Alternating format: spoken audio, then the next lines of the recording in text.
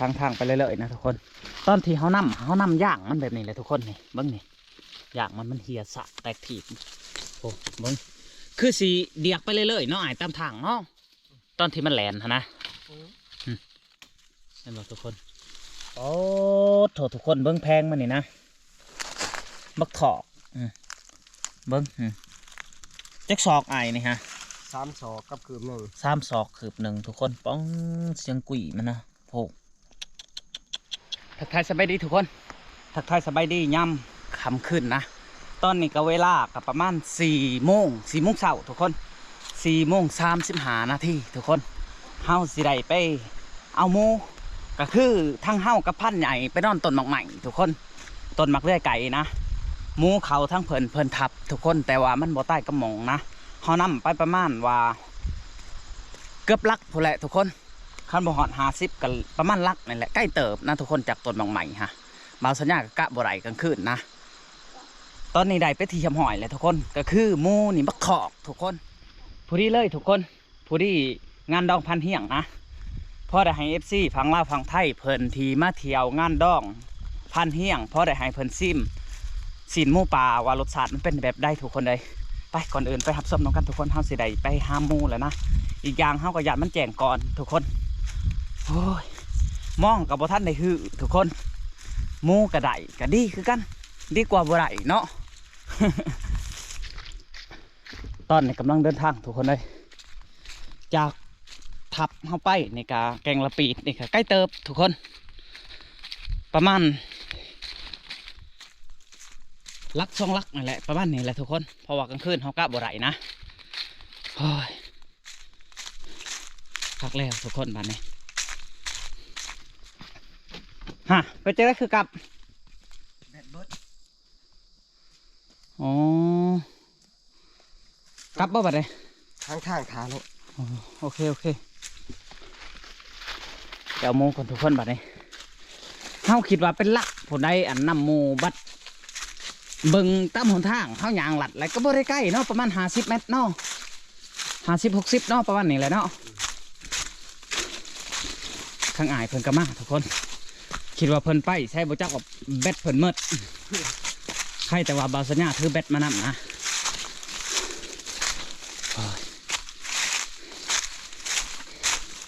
เมื่อนี้เพิ่นส่งถ่ายจะแม่นว่ามันคักทุกคนเลยบ่จักปูบ่จักป้าบ่จักหมูไก่กระไดไก่คว้าไก่ปลาได้หมดนี่ทุกคนเพิ่นผูกเป้ต้นนี้กับต้นนี้นะเพิ่นทับพี่บอกเวอร์อยู่พี่นั่มาใกล้ๆอย่างบรรยางตามทางเลยบ่ได้ใกล้เข้าไปได้เลยทุกคนเลยทางไหนเพิ่นยางก่อนเพื่อยางกลับไปกลับมาผู้ที่แจ้งน้อยเนาะ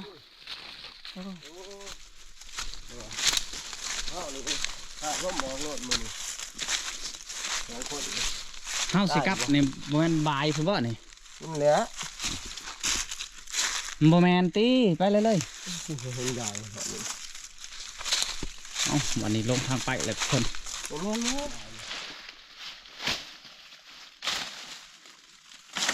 ทางป่าเลยทุกคนมาเนี่ยก็คือเฮาทางเส้นทางเฮาสิเขาไปเอาเวอร์ทุกคนพอมันหกแห้งเลยนะ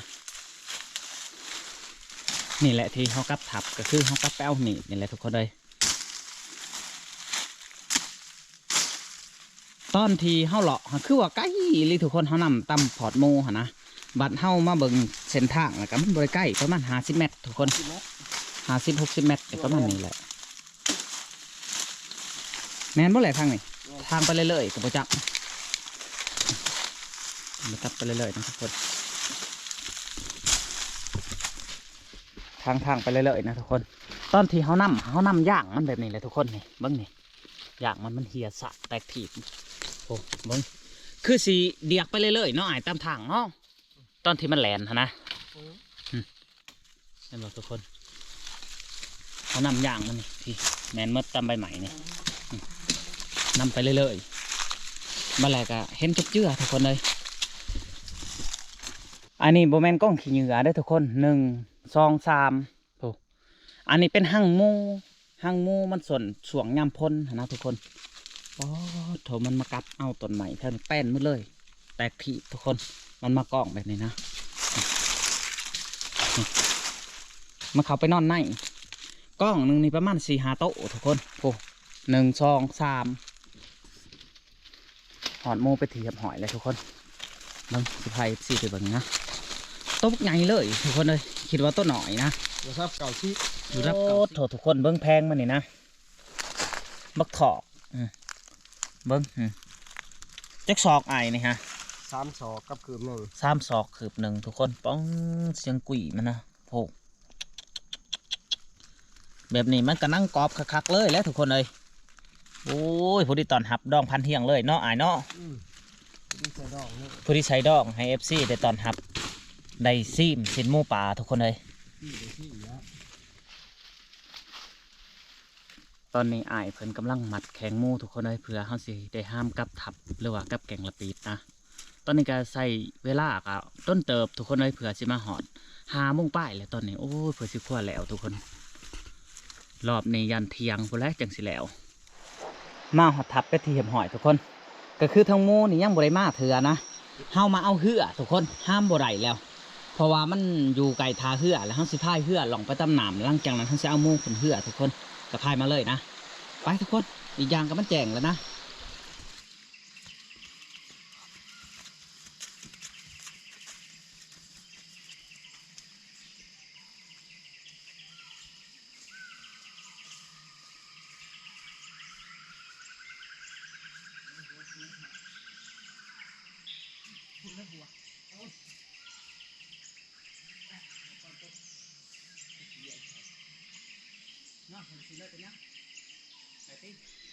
เอาลงเหือไปที่เหี่ยมหอยเลยทุกคนเลยบาดนี้มีแต่ทางเฮาก็สิได้กลับทับเลยนะเพราะว่าเฮ็ดเวียกแข่งขันกับเวลาทุกคนก็คือว่างนี่ก็ว่างผดว่างนี่ก็เฮาใส่หม้องครับอุ้ยสิไปด่างเลยทุกคนเลยเพื่อสิปิดปูปิดป้าแล้วก็พอแห้งพุ่นแหละเพื่อสิได้กลับก็ประมาณว่าบ่ายโมงหนึ่งพุ่นแหละทุกคนเลยเพื่อสิได้วิทย์ผักผู้นะกลับทับเลยทุกคนเลยบาดนี้โอ้ยหม้องเขาก็ยังหมดท่านได้ย่ามเลยทุกคนในว่างผดนี่แหละหม้องก็ได้มือนี้พอแห้งเพื่อสิขั้วแล้วทุกคนปีนผู้ปีนผ้าเนี่ยก็โอ้ยแดดบ่ให้เว้าทุกคนมือนี้เบิ่งบรรยากาศนี่จนบ่มีหอนลม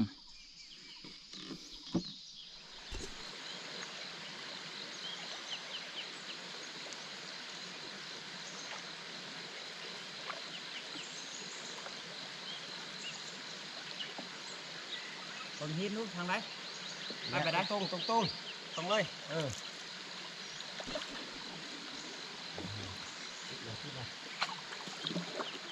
บ่นะป้องหันนะเก็บจังบ่ไตไปนี่ป้องกันนี่โอ้เฮ้ยไปอึ๊บอึ๊บอึ๊บโอ้ไปเลย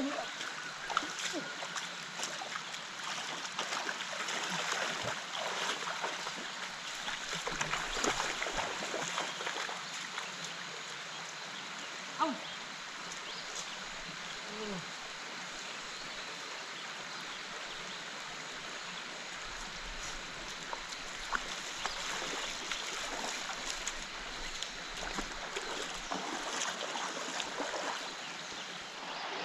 มาหอดที่ผักแล้วทุกคนก็คือหมูนี่เฮาจะบริเผาเถื่อทุกคนเฮาสีได้ไปย่ำด่างปะนาตกลงกันกับอ้ายเพิ่นเพราะว่าเฮาหยาดป้าในด่างมันเน่าทุกคนคันว่าเฮาได้ป้ามานี่มีแต่เฮาคั่วหมูแล้วก็มีแต่เริ่มสิเมื่อแล้วนะทุกคนเลยมันจังสะดวกสบายนะไปทุกคนไปย่ำด่างก่อนบัดนี้ลงย่ำมองเป็นที่เหี่ยมหอยทุกคนเลยไปจะได้อ้ายเห็นอยู่บ่ คือเก่า โอ้ยทุกคนเลย ภาวนาบ่ให้ถือก็ถือเรียกว่าตายขัก โอ้ รอบนี้ขอบ่ให้ถือกับปันแห้งถือ ตายไก่ปลากันไปได้คันสรันใส่กันอยู่ทับพูโอ้ย2-3 โตทุกคนอย่ามันไปเตะอันบักต้นกาเบาสัญญาในกระปั้นนั่นนะใส่ซื้อไม้เลยได้ต้นกาได้ต้นนี้ได้ ต้นกะบ่ แมนป๊อดโทถึกไล่ลี่ทุกคน ป่า สำเร็จเสร็จสิ้นทุกคนเลยยามมองก็ได้พวกตะเว้นก็ได้โอ้ย7-8 โมงเลยเฮ็ดเวียกแข่งกับเวลามีแต่ว่าทั้งเฮากับสิได้กับทับแล้วก็สิไปเผาหมูหรือว่าเผาเวอร์ทุกคน ปอดทองหอดทับเลยสิไว้อยู่บ่อายบาดนี่ บ่ไว้ก็จะเป็นเลยเสียจะได้หมอนี่มันได้เลย ภาวนาบ่ให้ถึกก็ยังถึกเนาะ นกบ่ให้มันมานกับมานเสียจะได้ซะ สิเฮ็ดจังได้บาดนี้ยุงถีบเลยทีมงานก็มาบ่ครบทุกคนมา2คนกับอายเพิ่นนี่เอ้ามีแต่ว่าสู้ๆไปเลยทุกคน สู้ สำเร็จป้าเริ่มสิแล้วทุกคนเลยโอ้ยเล็งมือแต่เสาๆนี่ทุกคน แต่ว่ายังบ่แล้วเทื่อนะพุ่นแหละ12 โมงพุ่นแหละจังสิแล้วคิดว่าหมู่กับเฮาสิบ่ได้เผาทุกคนเฮาสิกะแบบเป็นๆเลยนะกะนังหลังจากนั้นเฮาก็สิเผากลับบ้านทุกคน เพราะว่าเขานำทำป้าเฮามันมืดเลยสำเร็จเลยทุกคนบาดนี้ผู้ที่ได้ทั้งหนึ่งกับเรืออยู่บ่ได้ไล่เพราะว่าได้ทุกคนเลยที่แรกว่ากับอ้ายว่าได้ทั้งเต็มทั้งอันนี้พ่อน้อยเนาะแต่ว่ามันเลื่อนหน่อยๆทุกคนแต่ก็บ่เป็นหยังเฮาก็ใส่ถุงยางมาเลยนะบัดนี้เฮาก็สิได้สืบสางทั้งบักเวอร์พวกแหละทุกคนเพราะว่าเฮาสิได้กะนั่งก่อนนะ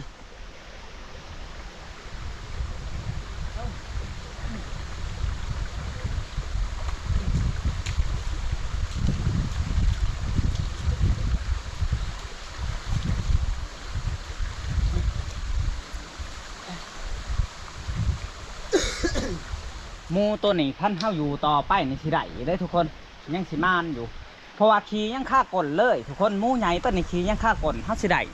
ก็คือแห้งใหญ่กว่านี้อีกนะเห็นบ่ส่วงก่อนๆหันขี่ฆ่ากลก็ได้เรื่อยๆทุกคนได้3โต๊ะโอ้หักเลยทุกคนเลยแต่ว่าเฮาบ่มีเวลาให้มันซื่อๆ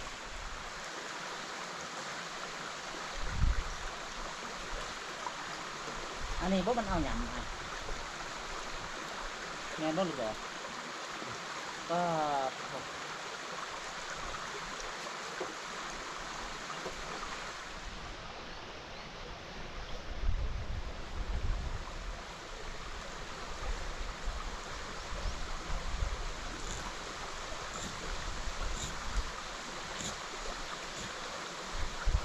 อันนี้เอาแบบนี้ได้เหรอ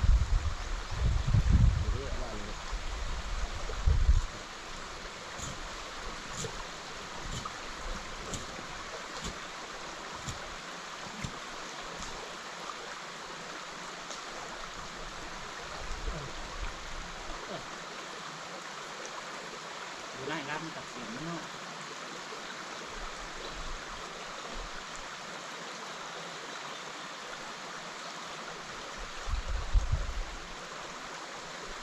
เอาคิดมาดูคิดมาขอคิดมาคิดเลยได้มาเลย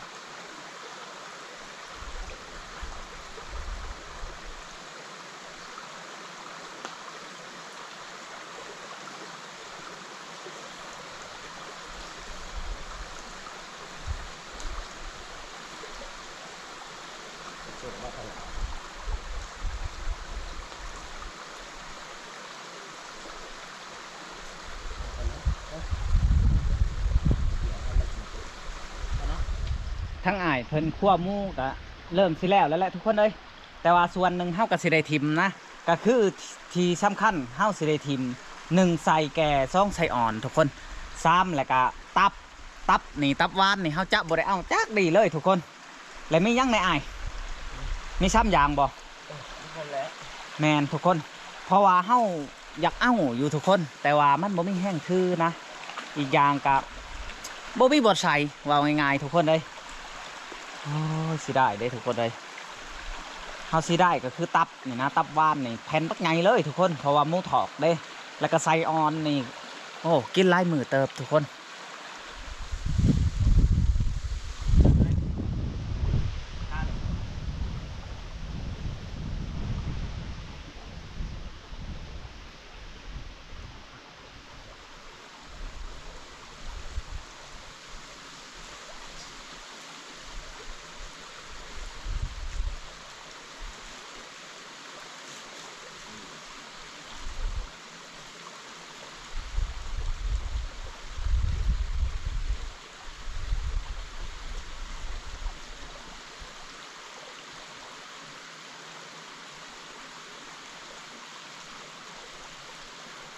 เสียงมันสุดข้างเนาะ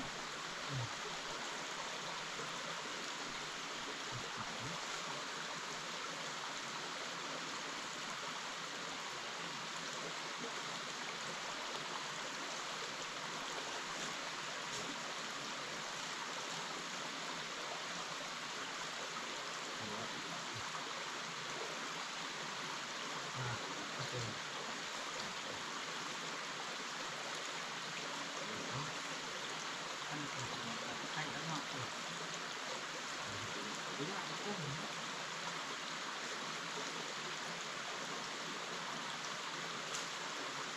ั้นอย่างนี้นะนี่เนาะ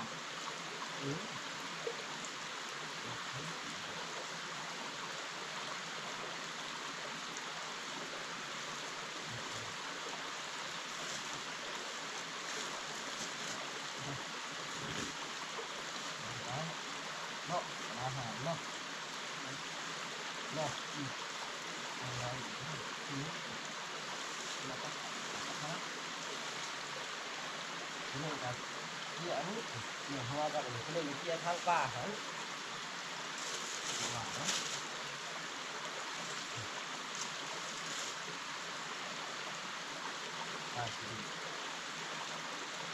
แล้วเอาความรู้มึงเกี่ยนี้มึงเกี่ยนี้เอาหน้าครับก็เขามันติดอยู่เนี่ยนะ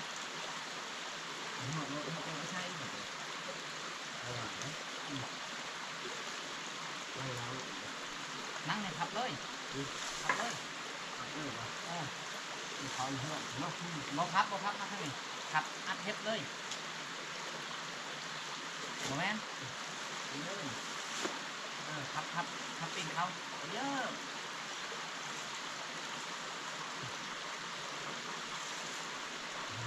เสียเขาถามไม่ได้เลยแม่นหรอ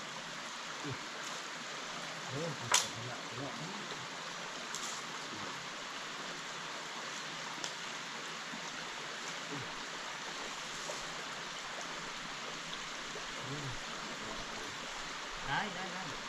จับมาเลยจับมา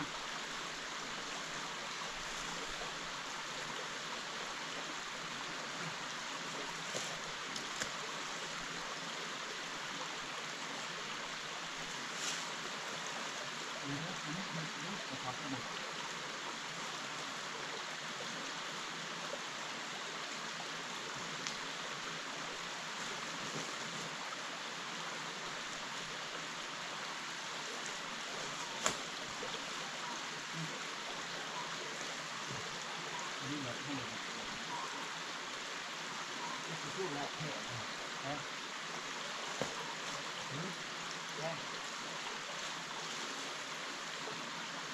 เอาคาน เอาปากก็ได้เลยเอาปากก็ได้เลย ได้ได้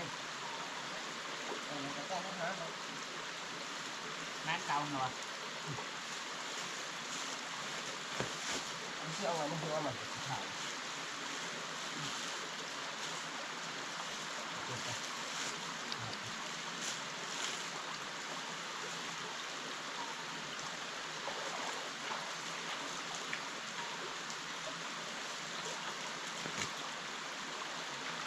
ใช่ไหมครับ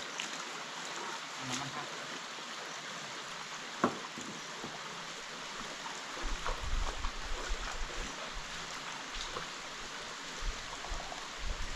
สำเร็จทุกคนได้บาทนี่พอดีเด็กกระสอบหนึ่งเลยทุกคนว่ายังไงว่าสอบป้ายนะนี่สอบหนึ่งนี่ที่ต้นนี่เนี่ยทุกคนแล้วก็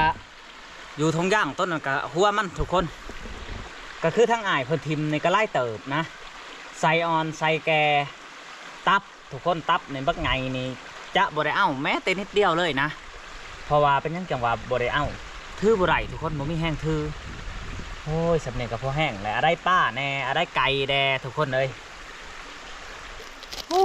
เนาะเจ้านี่เนาะพักกระเชียวป้ากระเชียวหมูกระเชียว มันได้เก็บเลย โอ้ยทุกคนเลย แห้งเป่าเลย ตายนั่นเอาจากได้ก็สู้ๆเบื้องใต้ไปนี่แหละเนาะไอ้เนาะ จะได้สาว พอแห้งทุกคนเลยอยากโทรหาทีมงานกับโบแมนว่าโบอยากโทรดองเนาะไอ้มันโทรบ่ได้เนาะอีกอย่างมันก็ใกล้เพื่อสิยางไปหาสัญญาณมาผิดสินกระเด้าโอ้ยลำบากอะไรทุกคนไปตูใต้บัดนี้ไปทุกคนบัดนี้เฮาสิได้เดินทางก่อนนะเพื่อสิฮอดบ้านก็โอ้ยพอแห้งเติบทุกคนบ่าวสัญญาขาดว่าประมาณ9 โมง 10 โมงกลางคืนนะรอลุ้นนำกันว่ามันสิฮอดจักโมงทุกคนแต่ว่าเฮาสิปีนผู้นี่ก็พอแห้งเติบ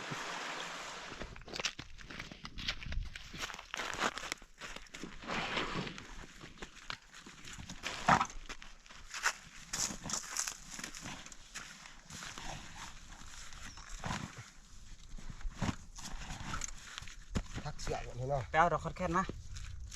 ดอกคอนแคนเต็มทึ่งแบบบ่ให้เจ้าถือยังเลยนะเจ้าฮะ โอ้ยสะทุแล้ว มาเสือกกันให้เรายางไปโต๊ะ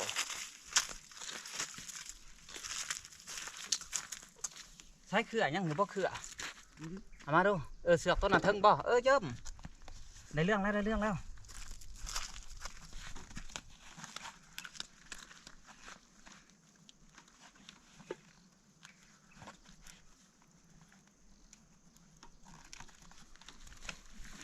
เอาเดียวบอกให้มัน มาต้นน่ะครับมา ให้มันตูดไปหนาเอายำให้มันตูดไปหนา แนวละต้นนี้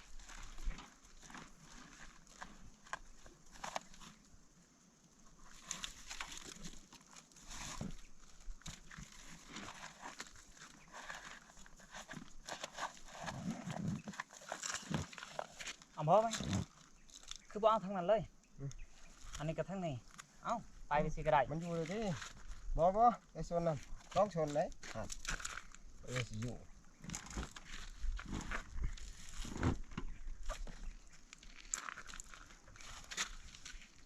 ขาดชนอีกอยู่เลย มัดเลยจะสิไปได้จะบ่มาเลยสิทีนี้มัดเลย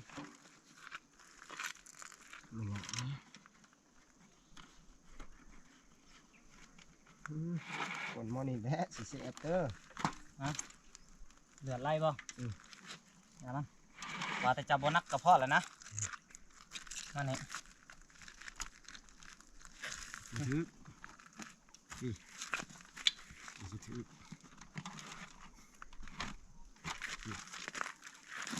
สิเสียตลอดเลย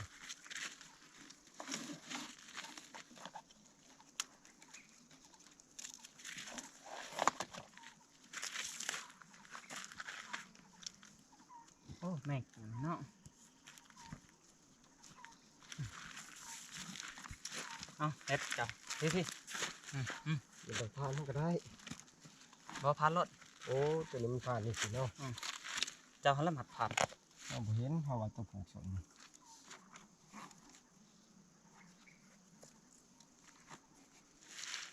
สิดูถ้าพูดก็ตาย บ่ยุดเอามาสิเด้อนี่เอา ถ้าพูดก็ตายถ้าพูดก็ตายถ้าชู้ๆเลย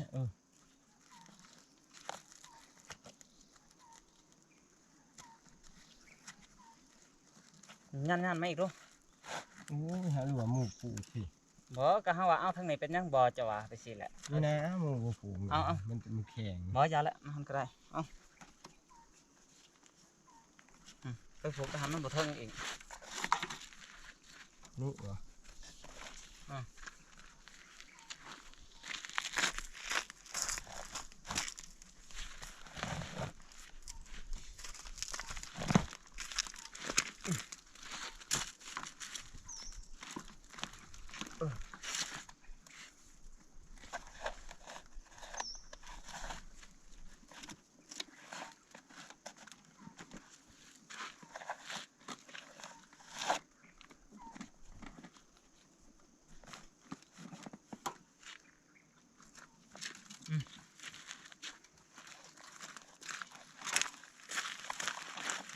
เด้เบิ้ล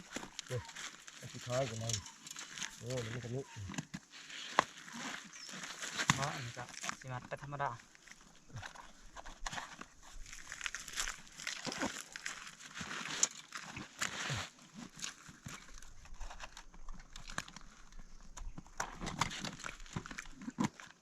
สำเร็จเสร็จสิ้นทุกคนก็คือเฮามัดแบบนี้นะบ่าวสัญญาก็สิได้เดินทางก่อนทุกคนเลยเพราะว่าทั้งอ้ายเพิ่นเฮาสิให้ยางโตเปล่าอีกอย่างก็ตะเว้นมันก็ค่ำและขึ้นมาแต่2 โมงน้อยเนาะตอนนี้ก็5 โมงแล้วทุกคนเอาทุกคนสำหรับวิดีโอนี้ก็บ่มีหยังหลายจากได้ก็ฝากไปติดตามอีพีหน้าสำหรับวิดีโอนี้บ่าวสัญญาสิได้จบเพียงเท่านี้ก่อนผู้ใดเบิ่งคลิปนี้ก็ขอให้อยู่มันควันยืนความเจ็บยาสุใดความไข้ยาสุมีปราศจากโรคภัยไข้เจ็บทุกคนสำหรับคลิปนี้ขอกล่าวคำว่าสบายดี